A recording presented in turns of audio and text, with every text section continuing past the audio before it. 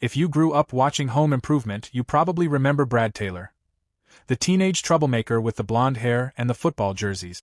But today, that familiar face from the 90s is back in the news for very different reasons. Zachery Ty Bryan, now 44, was arrested again over the weekend in Oregon.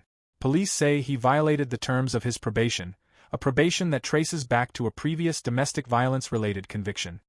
He's been on that 3-year probation since last year, and it doesn't expire until October 2026.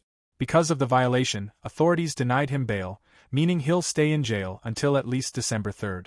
But that wasn't the only arrest that night. His girlfriend, Johnnie Faye Cartwright, was taken into custody as well. Court records show she's facing several charges, including driving under the influence and multiple counts of reckless endangerment. She's scheduled to be arraigned the first week of December. This latest incident is part of a much longer timeline. Bryan's legal troubles go back to 2020, when he and Cartwright were involved in a dispute that resulted in his conviction for menacing.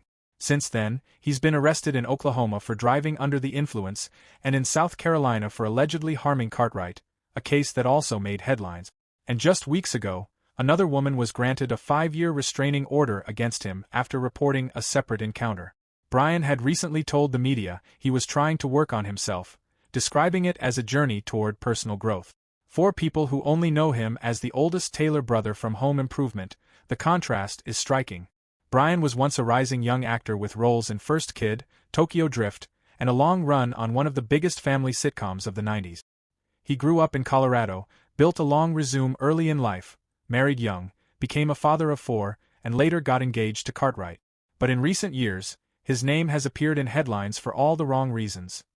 Legal trouble, repeated arrests, and a pattern that keeps bringing him back into the justice system. For now, he remains in custody in Oregon, waiting for his appearance before a judge.